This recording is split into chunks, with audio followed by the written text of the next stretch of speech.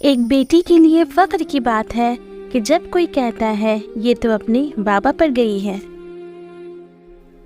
خدا کی قسم، میں نے اپنے باپ جیسا شخص دنیا میں نہیں دیکھا۔ جیب خالی ہے لیکن پھر بھی ان کے یہ الفاظ، بیٹا کوئی چیز تو نہیں چاہیے۔ باپ کی موجودگی سورج کی مانند ہوتی ہے۔ سورج گرم تو ضرور ہوتا ہے مگر سورج نہ ہو تو اندھیرا چھا جاتا ہے۔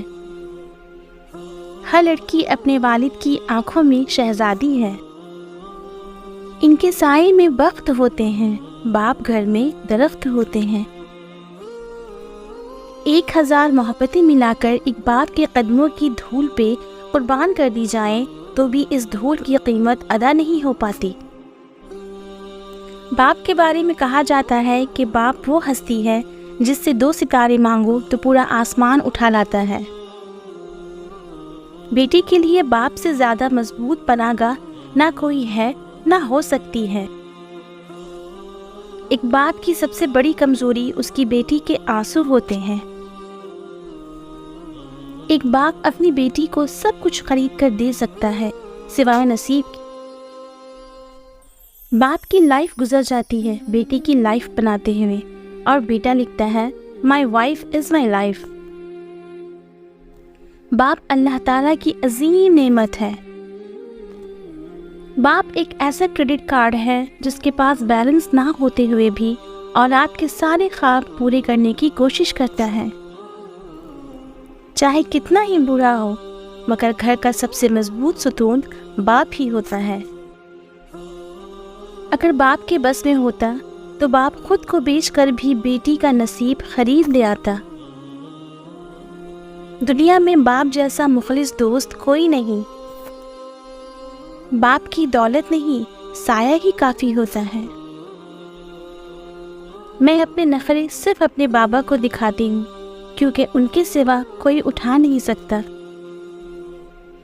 باپ کا رتبہ، باپ کا احترام کرو تاکہ تمہاری اولاد تمہارا احترام کرے۔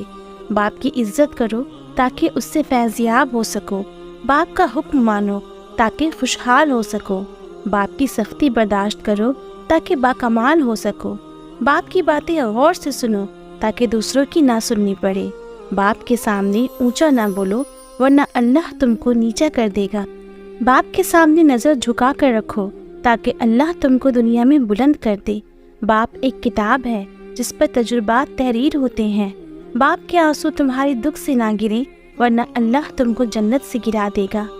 باپ ایک مقدس محافظ ہے جو ساری زندگی خاندان کی نگرانی کرتا ہے۔ باپ وہ عظیم ہستی ہے جس کے پسینہ کی ایک بوند کی قیمت بھی اولاد ادا نہیں کر سکتی۔ باپ دنیا کی وہ بہترین ہستی ہے جس کے دسترخوان پر موجودگی اور کمرے کے باہر اتارے ہوئے جوتے بھی تحفظ کا احساس دلاتے ہیں۔ باپ کا بازو بیٹی کا سب سے بڑا سہارا ہوتا ہے۔ مرد باپ کے روپ میں گھنی چھاؤں، بھائی کے روپ میں مضبوط سہارا اور شوہر کے روپ میں عزت، خوشی و غم کا رکھوالا۔ مجھ کو کیا معلوم بادشاہ کیسا ہوتا ہے، میرا خیال ہے میرے بابا جیسا ہوتا ہے۔ نہ گاڑی نہ بنگلہ نہ کوئی اور آرزو، اے اللہ پاک سلامت رہے ہر بیٹی کے لیے اس کے باپ کا بازو۔ بابا کے کاندھے پر سر رکھنا ہر کسی کو نصیب نہیں ہوتا۔ یا رب سب کے بابا کو لمبی زندگی عطا فرما۔ زندگی کی کہانی کا سب سے مشکل کردار باپ ہے اور اس کردار کو باپ کے علاوہ اور کوئی نہیں نبھا سکتا۔